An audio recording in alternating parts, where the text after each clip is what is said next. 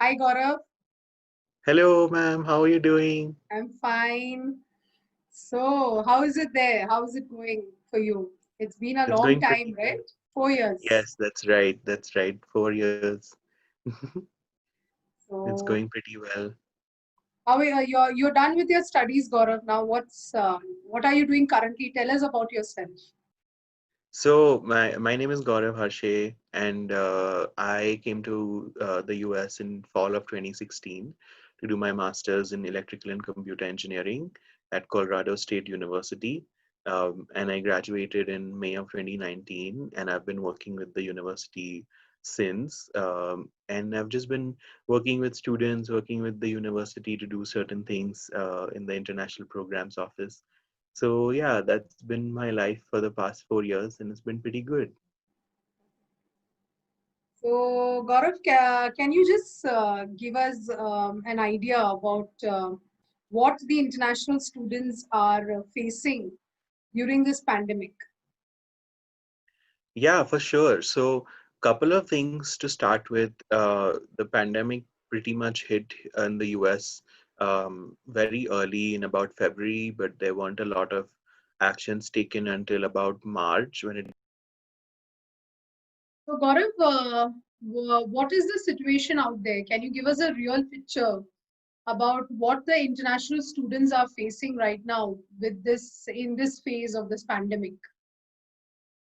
Yeah, so it's pretty hard that way, considering students don't know where they're heading in the fall.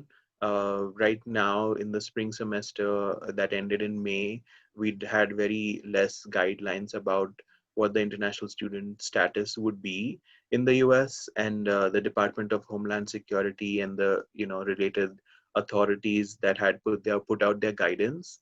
It was really hard to comb through all of that and understand where you lie. A lot of students also lost their on-campus jobs, which is what they really, rely on for a lot of their monthly expenses. Like a lot of students did rely on dining jobs, like dining hall jobs, which are by the hour, so that you get paid as many hours you work, and they're pretty meager when it comes to how much they pay. So a lot of those jobs were gone, mainly because the dining halls serve the domestic student population, and a lot of domestic students had left the campus and gone to their home, wherever that was. So a lot of students left campus, and because all the campus was empty, there wasn't a lot of students to serve in the dining halls. So in that sense, the dining hall jobs kind of all got lost, and that's where a lot of international students work. And there was a lot of financial crisis. Thankfully, in our community here at Colorado State, we have a lot of people that donated. The governor, the government, also the university itself put up a lot of money to support them, and they covered them through the entire end of the semester as much as they would work in an average week. So they paid them right out of, without having them to work, they paid them as much as they would owe. So that was a really good relief, but otherwise it can be really hard for students because you don't know what the immigration status and all the different departments are doing. That is one big thing that they faced, right? Hmm. So, what is your suggestion, Gaurav, about the scholarships? I mean, students mainly look forward to scholarships. So, what if they Hmm. don't get these scholarships? How do they survive? Is it the same thing that you're talking about? They have to do odd jobs. Yes, that's correct. And when I was also coming here, we had all these questions that we ask, to education consultancies and counselors, and we say, so we should get an RA and TA, right? And all the counselors will be like, yes, yes, you can apply for RATAs, and that should cover everything, which is true, but it depends on how many students are going to that university or that program or that department, and where you lie in that totem pole.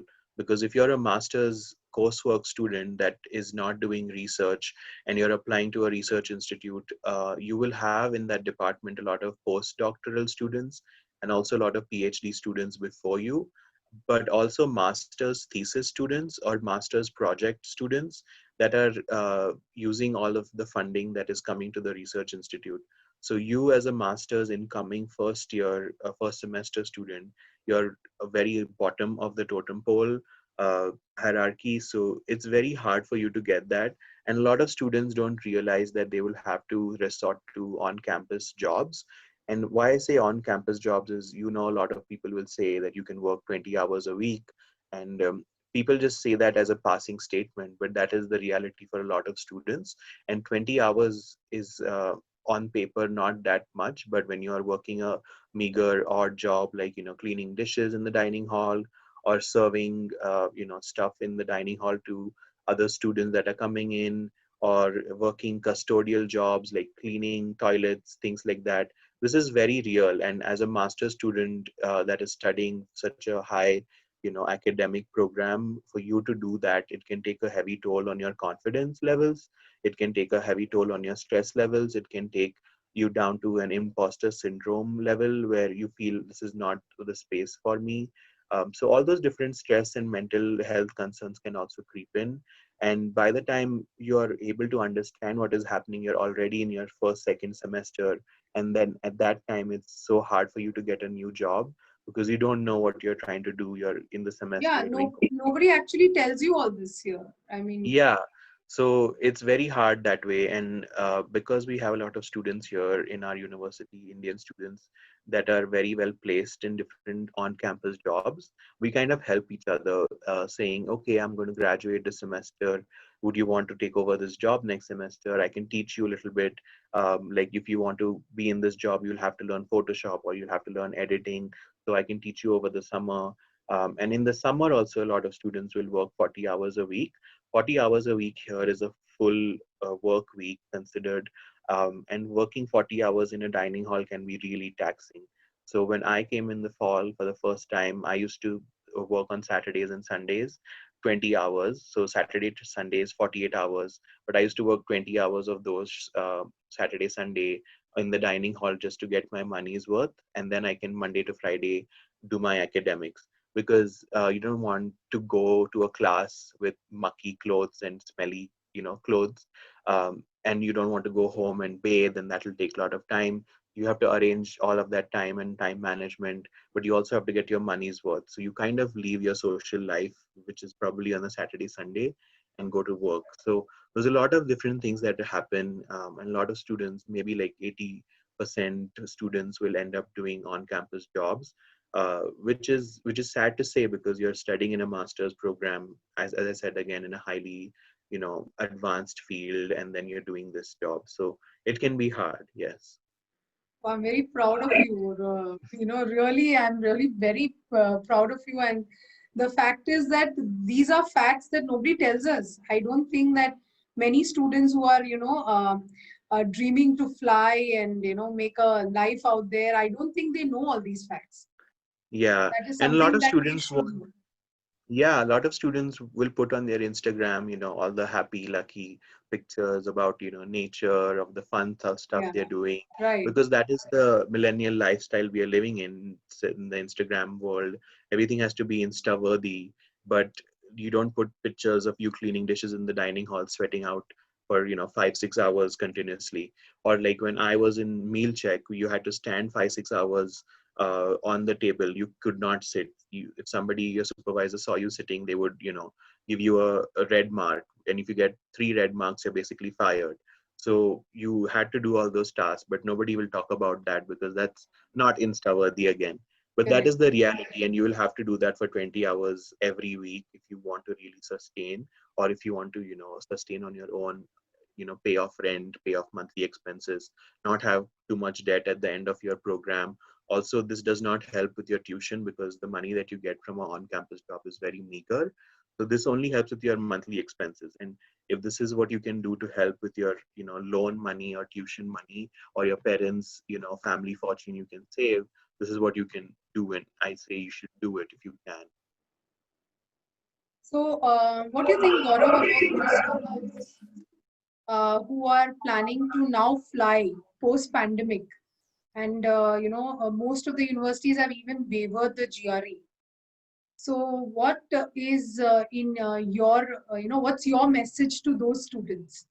those who are planning to fly post pandemic. So they have a lot of questions in their mind, will they survive there? Will they be able to get a job there? Because many of the US students who are planning to go are looking forward to 10 years. They're Correct. not just looking at that 2 years of masters. They're planning to stay there for at least 10 years. So what's your Right. message to them?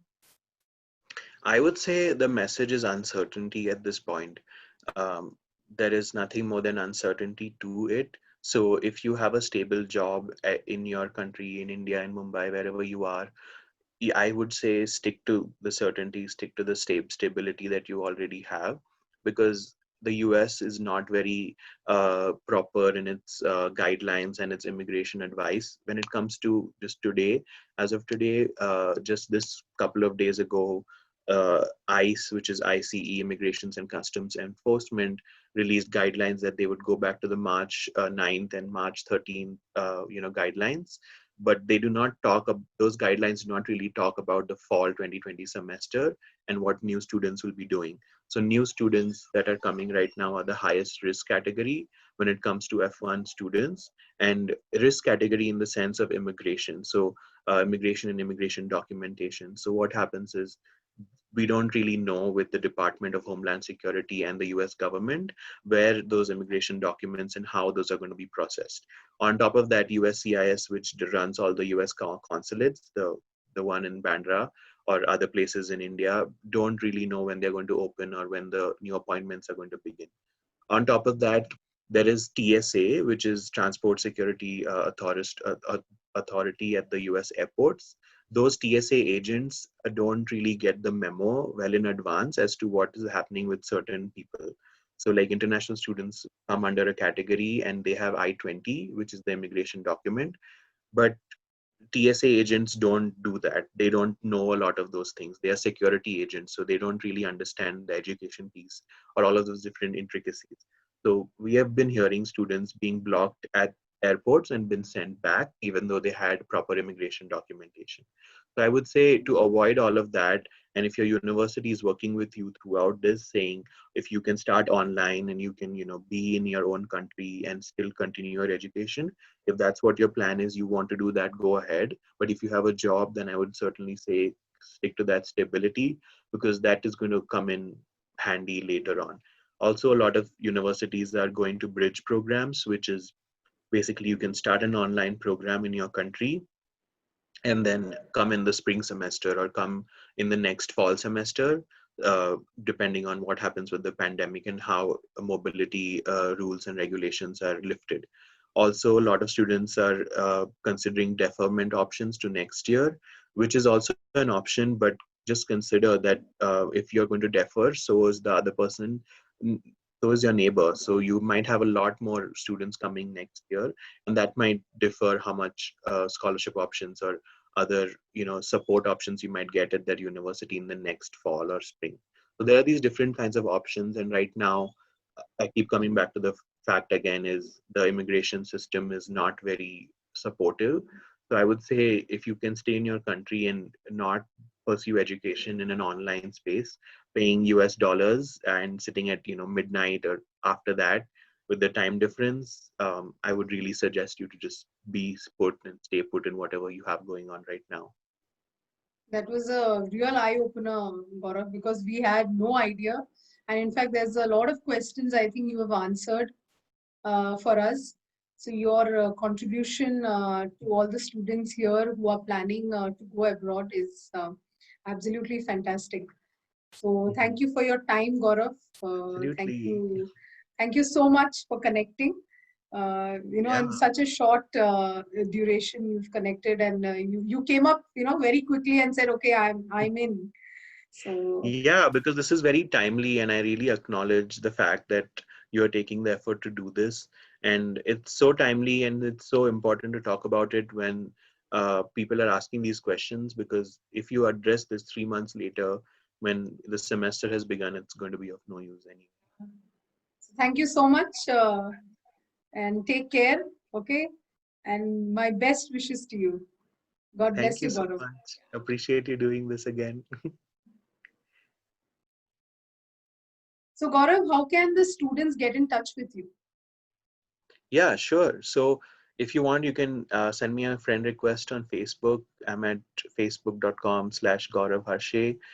You can also message me on email or email me. My email address is harshe, harshe dot gaurav at gmail.com. And those are the pretty much easiest ways to get to me. And then we can go from there as to what questions you have and answer them. Thank you so much, dear. Thank you.